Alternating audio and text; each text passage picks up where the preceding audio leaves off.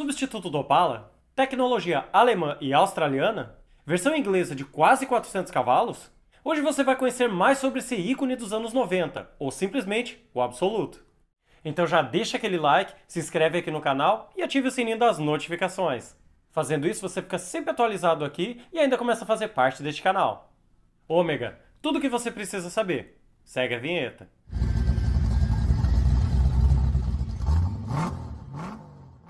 A história do Ômega começa no início dos anos 80, lá na Europa, e é pra lá que nós vamos agora. A criação de um sucessor para o Opel Rekord na Alemanha começou em 81 e foi o maior valor já investido pela Opel até aquele momento, sendo que o Ômega tinha o projeto batizado de Carro 5.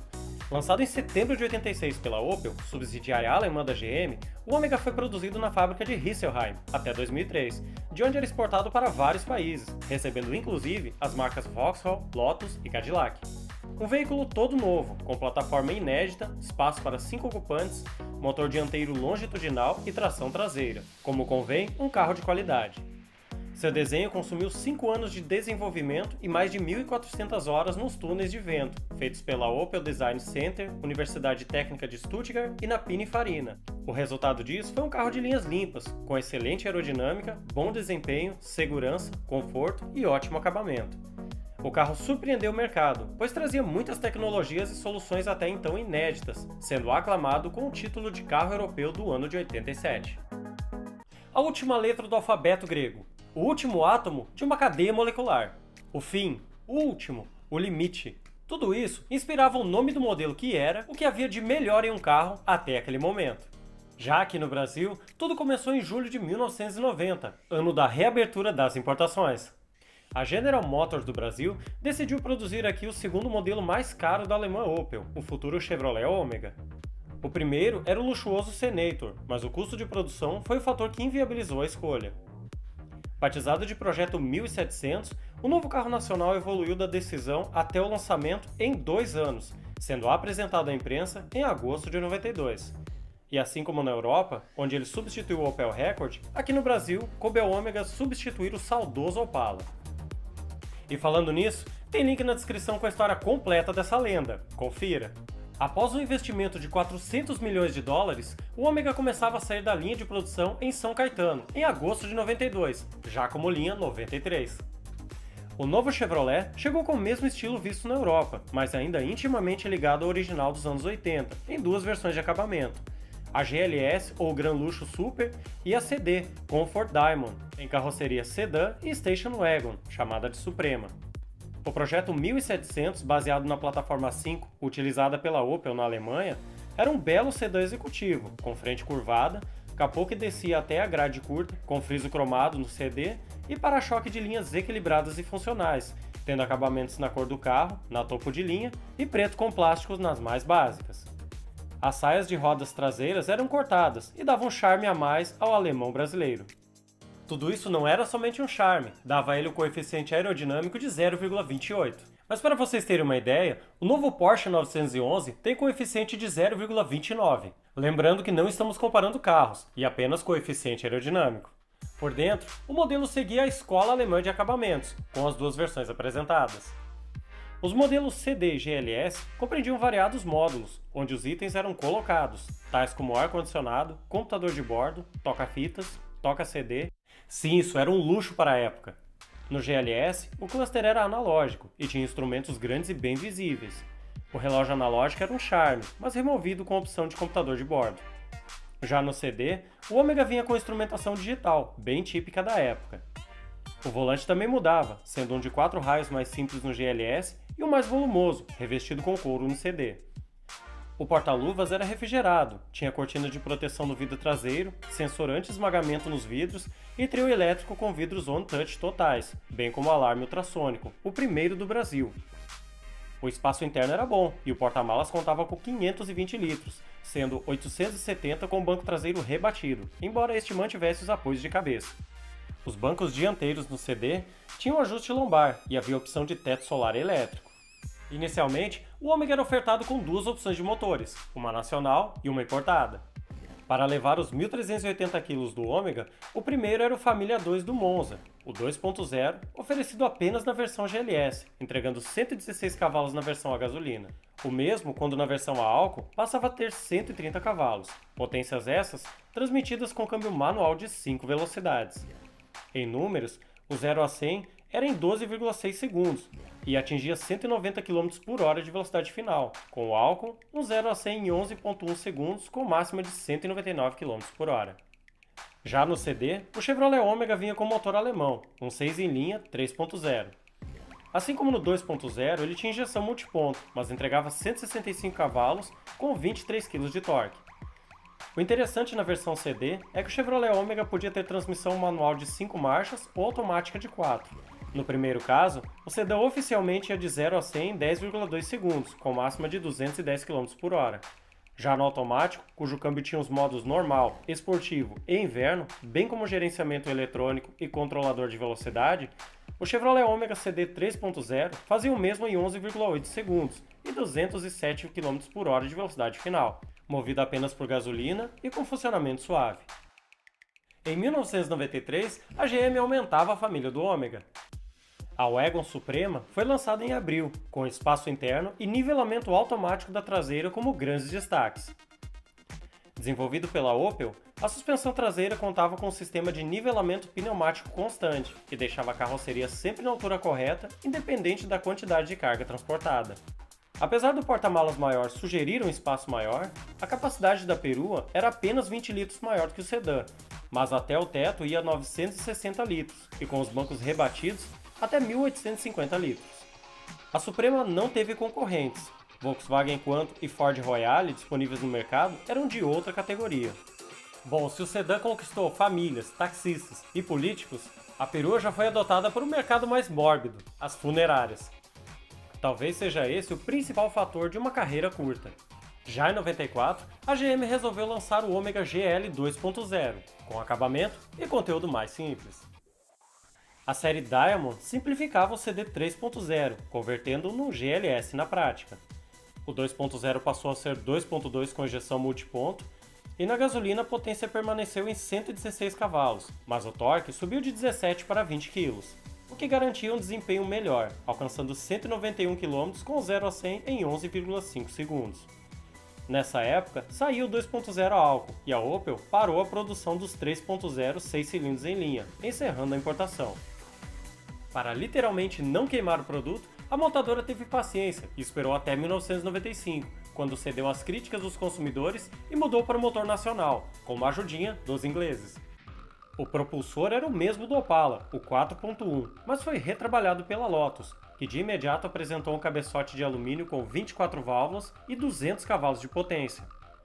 Mas a GM optou por menos, e assim, algumas peças tiveram peso reduzido, o cabeçote recebeu dutos de admissão e escapamento individuais, e o carburador deu lugar à injeção eletrônica. Com isso, a potência passou para 168 cavalos e o torque ficou em 29,1 kg. Equipava a versão CD, mas logo os GLS também receberam esse motor. A vantagem de ter um modelo moderno, em sintonia com o europeu, foi embora quando a Opel reestilizou o modelo, deixando-o arredondado. Nessa época, o Ômega ostentava o título de sedã mais rápido do mundo. Não o modelo brasileiro, mas uma versão europeia. Não se tratava de mágica ou aconselhamento espiritual do Colin Chapman. A receita foi bem mais brutal. Preparado pela britânica Lotus, o foco não foi o alívio de peso. Tratava-se de um carro executivo que não poderia dispensar o luxo. Então o negócio foi adicionar potência, e para tal, o motor 3.0 24 válvulas recebeu dois turbos Garrett T25 e intercoolers, tudo junto com ampliação da capacidade cúbica para 3,6 litros, com reforço de bloco, virabrequim e outras partes vitais para os 6 cilindros. Eram 382 cavalos de potência e 56 kg de torque, tudo orquestrado pelo mesmo câmbio manual ZF de 6 velocidades do Corvette ZR1. Todo esse arsenal levava o sedã executivo aos 100 km por hora em apenas 5,5 segundos, e máxima, em números oficiais, a 285 km por hora de final. A cor escura da carroceria, as saídas de ar no capô, as saias laterais e as rodas de 17 polegadas, junto com o desempenho, eram os elementos do Ômega que pareciam incitar o motorista a perder a habilitação na primeira esquina. Internamente, o habitáculo também impressionava, mas de forma mais discreta. bancos Recaro, volante esportivo e velocímetro com escala para até os 300 km/h. Foram produzidas apenas 950 unidades, e 2 vieram para o Brasil, onde foram vistos rodando pelo interior de São Paulo. Há alguns anos, nos classificados europeus, apareciam de vez em quando, sendo vendidos por cerca de 15 mil dólares. Hoje é impossível encontrar um Lotus Omega por esse valor, por conta da escalada de preços que os clássicos têm sofrido nos últimos anos, insanidade que se repete no Brasil. Mas voltando em terras brasileiras, o Omega recebeu um tapa no visual em 95. Junto com a mudança de motores, ele ganhava lanternas fumê, spoiler na tampa do porta-malas, retrovisor eletrocrômico, luz de freio em LED, apliques de madeira no interior e novas rodas de liga leve com múltiplos raios. 2 anos depois, o Omega ganhou rodas de 5 raios, mais esportivas, reposicionamento dos comandos dos vidros e travas para o console, proteção de bateria e volante menor, com 38 cm, ante o original alemão, que tinha 40 cm. Já em 1998, o Omega saía de cena, e a General Motors precisava encontrar um carro equivalente. Apesar de não parecer, o Holden Commodore VT, ou melhor, o novo Chevrolet Omega australiano, era feito sobre a mesma plataforma 5 do antigo Opel Omega, e foi lançado na mesma época no continente distante. Muito americanizado, destoava do estilo proposto pela Chevrolet na época, que era essencialmente alemão. Com linhas bem arredondadas e somente na versão CD, o Chevrolet Omega australiano tinha faróis duplos arredondados, grade com dupla abertura, para-choque liso e faróis de neblina embutidos numa abertura inferior. Haviam mais vincos nas laterais e capô, assim como maçanetas embutidas. O teto era curvado, assim como as colunas, gerando uma boa área envidraçada. As colunas C eram realçadas e a traseira era mais proeminente, tendo lanternas grandes e cortadas pela tampa do porta-malas. Pesando 1.640 kg, o Chevrolet Omega australiano tinha 4,88 cm de comprimento, 1,82 de largura, 1,44 de altura e 2,78 de entre-eixos, sendo maior que o anterior, mas com apenas 475 litros no porta-malas. O Chevrolet Omega australiano chegou com o motor L36 Série 2 da Buick, um V6 3.8 de 200 cavalos e 31 kg de torque, tendo câmbio automático de 4 marchas com conversor de torque. O sedã ia de 0 a 100 em 10 segundos e tinha a máxima de 216 km/h. No interior, o australiano tinha linhas suaves e envolventes, já a instrumentação era analógica e de boa visibilidade, enquanto o volante com airbag. O ar-condicionado era automático e o sistema de áudio incluía CD player.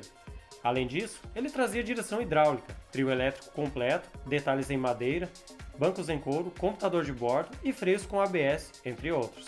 Em 2001, o modelo passava por um facelift, recebendo uma grade dianteira estilizada, leve alterações nos faróis e para-choques redesenhados. Já na traseira, ele recebia lanternas menores e livres da tampa do porta-malas. Era equipado com o mesmo V6 3.8, mas ganhava o controle de tração, assim como direção hidráulica com assistência variável. Em 2003, ele passava por uma reestilização mais profunda, ou melhor, mais uma importação australiana. Era basicamente um Holden Commodore, só que sem opção de motores V8. Esse modelo ficava mais com a cara Chevrolet, ganhando uma frente com faróis retangulares, grade em V, para-choques revisados e novas rodas aro 16. Já na traseira, recebia lanternas triangulares e porta-malas saliente. O painel era bem mais moderno e tinha ar-condicionado dual zone, bem como CD player com 6 discos no painel e cluster analógico amplo. Tinha displays digitais para odômetros e computador de bordo. Já em 2005, o motor V6 passou a ser o Alloytec LY7 3.6 com 258 cavalos e 34 kg de torque. O câmbio automático passou a ter 5 marchas e com isso o sedã ia de 0 a 100 em 7,5 segundos, com máxima de 235 km/h de final. Em 2011, a GM reintroduziu o Omega aqui no Brasil, com uma série especial em homenagem a Emerson Fittipaldi. Isso aconteceu novamente com a atualizada geração dos Commodores, que surgiram em 2008, com linhas mais aerodinâmicas e tamanho maior. A nova plataforma, batizada de Zeta, era maior e mais espaçosa que a anterior, com distância entre eixos de 2,91 m. Tinha suspensão traseira independente, tipo Multilink, mais sofisticada, e distribuição de peso de 50% por 50%, melhorando a dirigibilidade. O motor e transmissão foram mantidos os mesmos do anterior, equivalente ao Omega B de 2005, mas com nova calibração para melhor rendimento. tinha 254 cavalos com 35,4 kg de torque, fazendo um 0 a 100 em 8,1 segundos, com máxima de 229 km por hora.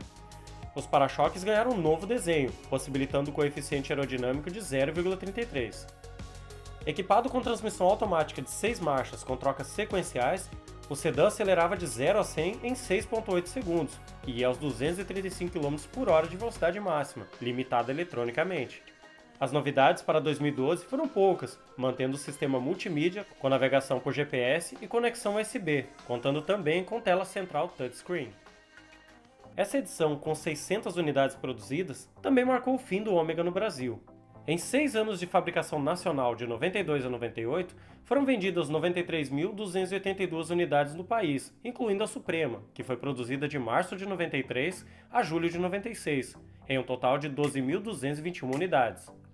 Já nos 14 anos de importação, entre 98 e 2012, o modelo alcançou 58.458 unidades vendidas, totalizando 151.740 unidades no Brasil. Após 20 anos no mercado brasileiro, as vendas do Ômega chegavam ao final em 2012, com a renovação da frota promovida pela General Motors do Brasil.